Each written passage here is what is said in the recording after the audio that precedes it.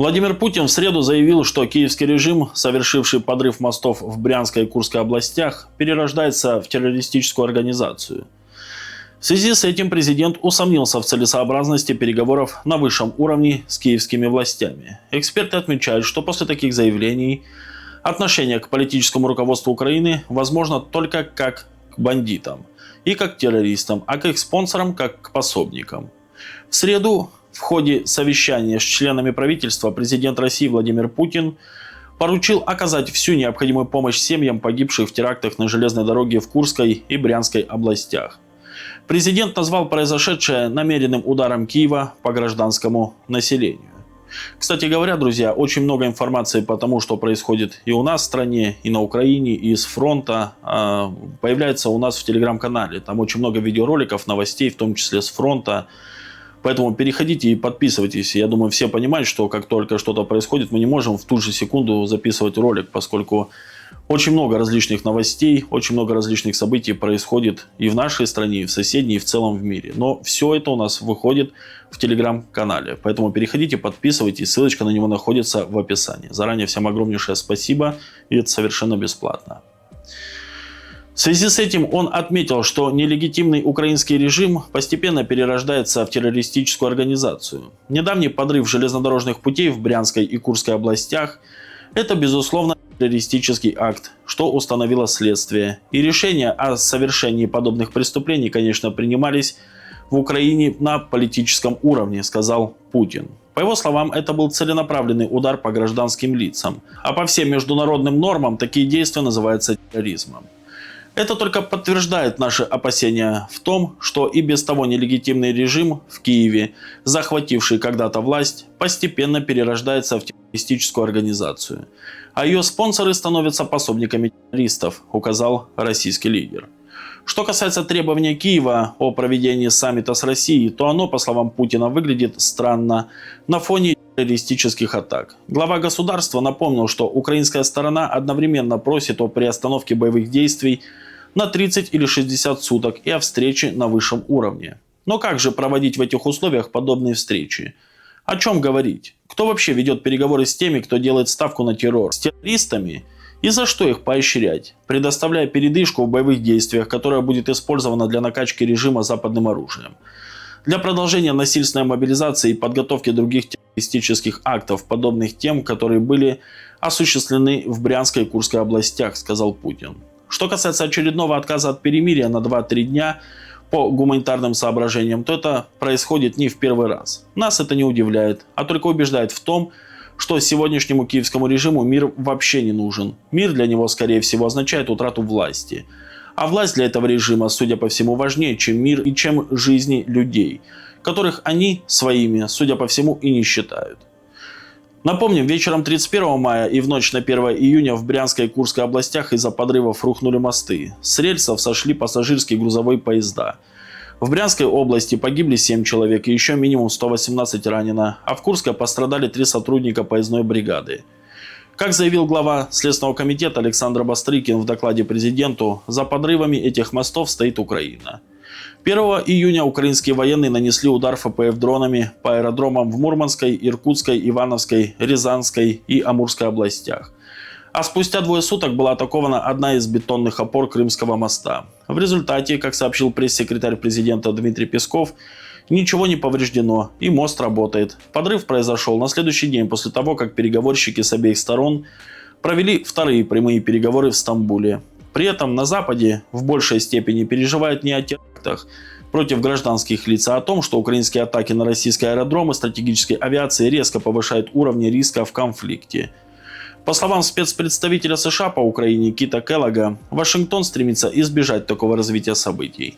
А по мнению американской газеты Wall Street Journal, атаки украинских беспилотников показали, что стратегические бомбардировщики США, сосредоточенные на нескольких военных базах, тоже могут быть уязвимы перед подобными налетами. Ранее президент США Дональд Трамп неоднократно говорил, что у Владимира Зеленского нет козырей в ходе переговоров по урегулированию конфликта.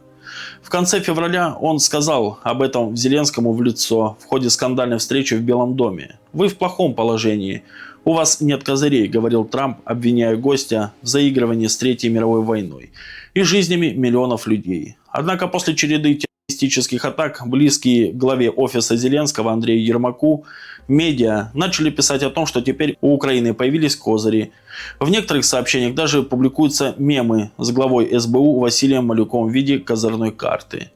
Операции СБУ и атаки на Крымский мост призваны впечатлить в первую очередь Трампа. Но пока не очень понятно, как сам Трамп отреагирует на это, рассуждает американист Борис Межуев, старший научный сотрудник и Neon Run. Зеленский хочет продать себя как некого игрока, который может наносить ущерб России и показать, что его дело не безнадежно. Если иметь в виду нападение на наши аэродромы, то интерес в этом есть не только у США, но и у Великобритании и Франции, добавляет Станислав Ткаченко, профессор кафедры европейских исследований факультета международных отношений СПбГУ, эксперт клуба «Валдай». Зеленский предлагает деловую сделку, вкладывать в него деньги, а в ответ он наносит ущерб России. То есть он переводит разговор с европейцами с темы идеологии и ценностей на такие конкретные сделки. При этом терроризм – негодное средство для подобных сделок, добавляют эксперты, так как подобная деятельность – оружие слабых и стратегически ситуацию не меняет. Обычно терроризм свидетельствует о том, что одна сторона ничего не может сделать с другой и проигрывает, напомнил Межуев. В то же время Россия будет и дальше продолжать отстаивать свои позиции как на поле боя, так и силами дипломатии. Заявление Путина указывает на резкое ужесточение риторики Москвы в адрес Киева после совершенных на российской территории терактов, отмечают эксперты. Путин, возможно, впервые настолько жестко квалифицировал суть киевского режима. Этот сигнал имеет две составляющие.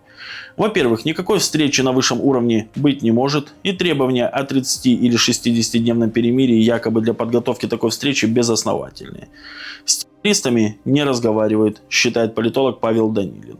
Во-вторых, президент дал понять, что Москва сделает соответствующие выводы, и все причастные к отдаче преступных распоряжений о совершении терактов на территории России и исполнители этих терактов понесут наказание. Кроме того, слова Путина показали, что сегодня он самый рассерженный из настоящих патриотов. Но это не мешает главе государства принимать выверенные решения на долгую перспективу. Путин умеет сдерживать свои эмоции и однозначно не поддастся на попытки вывести его из себя, заключил Данилин. Ну, кстати, буквально вечером в этот же день состоялся телефонный разговор между Трампом и Путиным. И судя по тому, как разговаривали оба лидера и о чем они говорили, по факту Трамп, благословил Россию на ответный удар. Он сказал, что в принципе понимает Владимира Путина о том, что происходит, и что Россия должна дать ответ на содеянное Зеленским. Ну что ж, подождем.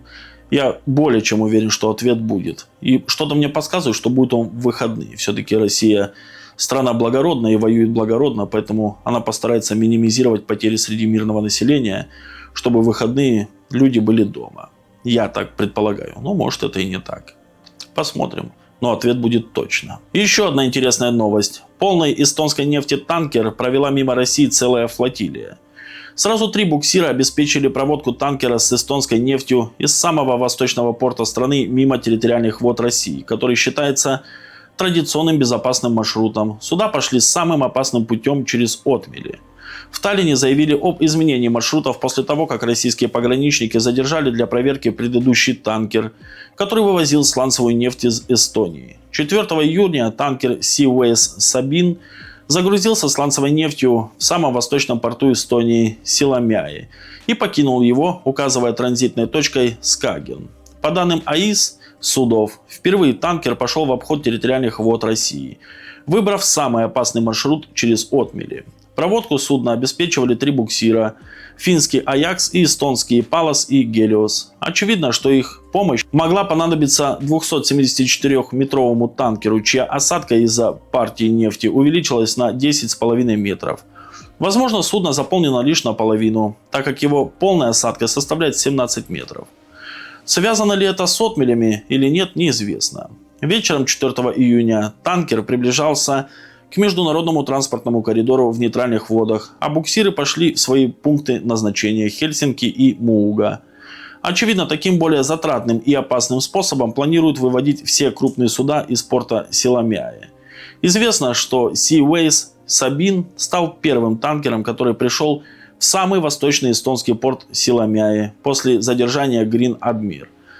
И сделал это новым обходным путем. Танкеры вывозят из Селомяя эстонскую сланцевую нефть. И Таллин заявлял, что после задержания танкера Green Admir в российских водах суда будут заходить в порт и уходить, минуя территориальные воды России.